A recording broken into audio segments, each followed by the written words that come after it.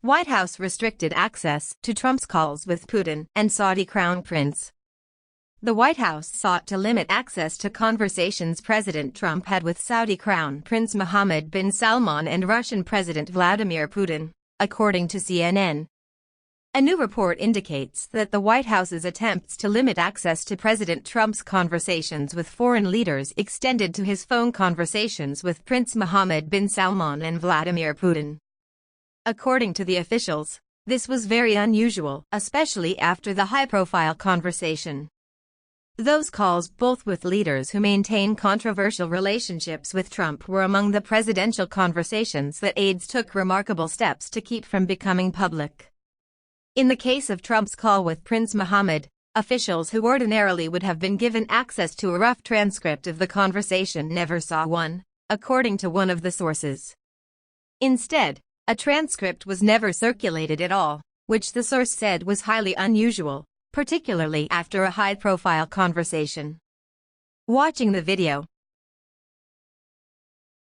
The White House sought to limit access to conversations President Trump had with Saudi Crown Prince Mohammed bin Salman and Russian President Vladimir Putin, according to CNN. A person familiar with the matter told the outlet that officials who would have ordinarily been given access to a rough transcript were not provided one, and that a transcript was never circulated after the call with Mohammed was complete. The source told CNN the call did not contain sensitive national security interests. Officials also tightly restricted access to a transcript for at least one of Trump's conversations with Putin. We have learned of more Trump phone calls that the White House tried to keep secret. CNN learning this hour the White House also tried to limit access to President Trump's conversations with two controversial dictators, the Saudi Crown Prince Mohammed bin Salman and the Russian leader Vladimir Putin. The conversation with the Saudi prince that we understand was treated differently occurred when Trump was siding with the Crown Prince over U.S. intelligence and the murder of journalist Jamal Khashoggi. It shows yet another part of the whistleblower complaint may be true. Back to quote the complaint again. According to White House officials I spoke with, this is the whistleblower, this was, quote, not the first time under this administration that a presidential transcript was placed into this code word level system solely for the purpose of protecting politically sensitive rather than national security sensitive information. Now, we don't know yet if these additional calls were put on the super secure system, but what we do know happened to them is stunning, and we have more on that in just a moment. I want to make sure you also know this. These developments are coming as the White House itself is admitting a key part of the whistleblower complaint regarding the call between Trump and the president of Ukraine is true. The White House confirms tonight the transcript of Trump's call with the Ukrainian president was filed in that separate, highly classified system at the direction of National Security Council attorneys. The big question this hour is who told those lawyers to do something so unprecedented and outside protocol? Because according to the Washington Post, the transfer could only happen at the direction of someone at the highest levels of this administration, such as the Chief of Staff or the National Security Advisor. The call, which the person said contained no especially sensitive national security secrets, came as the White House was confronting the murder of journalist Jamal Khashoggi, which U.S. intelligence assessments said came at the hand of the Saudi government. With Putin, access to the transcript of at least one of Trump's conversations was also tightly restricted, according to a former Trump administration official.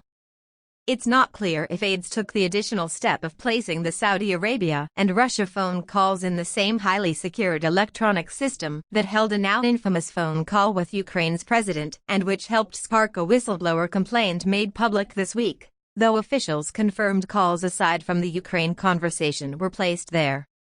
But the attempts to conceal information about Trump's discussions with Prince Mohammed and Putin further illustrate the extraordinary efforts taken by Trump's aides to strictly limit the number of people with access to his conversations with foreign leaders.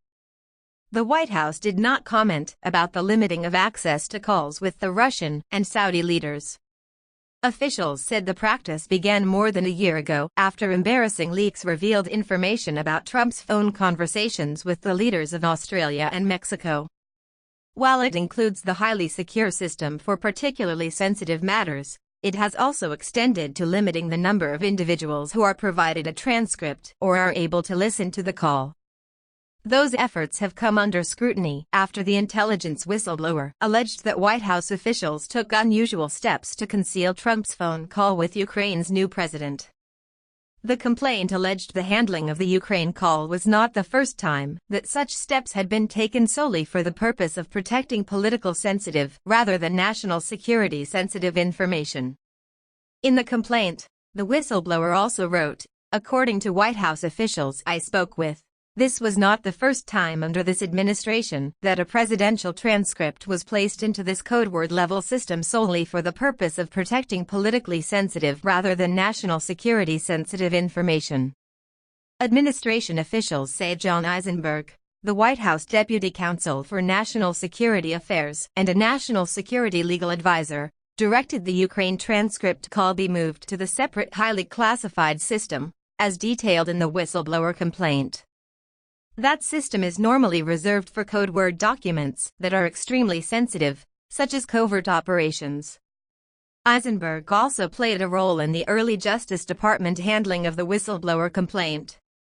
Eisenberg was on an August 14 call with the General Counsel of the intelligence agency where the complainant worked, and John Demers, the Assistant Attorney General for the Justice National Security Division, a U.S. official briefed on the matter said. During that call, the General Counsel informed Eisenberg and Demers that there were concerns being raised about one of Trump's phone calls with a foreign leader. Eisenberg invited Demers and the intelligence agency's general counsel to review the transcript of the call, and Demers traveled to the White House the following day to review it. The general counsel of the intelligence agency declined to review the call, according to the official. The White House acknowledged earlier Friday that administration officials directed the Ukraine call transcript be filed in a highly classified system, confirming allegations contained in the whistleblower complaint. In a statement provided to CNN, a senior White House official said the move to place the transcript in the system came at the direction of National Security Council attorneys. NSC lawyers directed that the classified document be handled appropriately, the senior White House official said. But the statement did not explain whether anyone else in the White House was part of the decision to put the Ukraine transcript in the more restrictive system.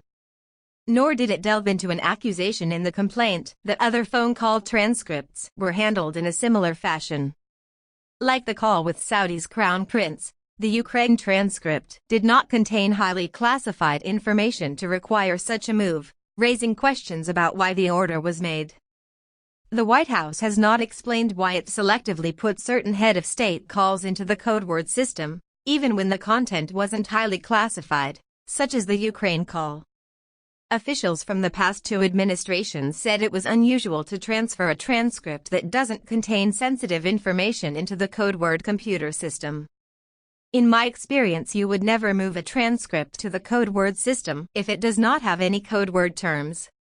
If the president is classifying and declassifying stuff he doesn't want to get out, that is an abuse of power and abuse of the system, said Sam Vinograd, a CNN national security analyst who served on President Barack Obama's National Security Council and at the Treasury Department under President George W. Bush. 3 other former National Security Council officials said they were unaware of calls that did not contain highly sensitive national security materials being moved into another location.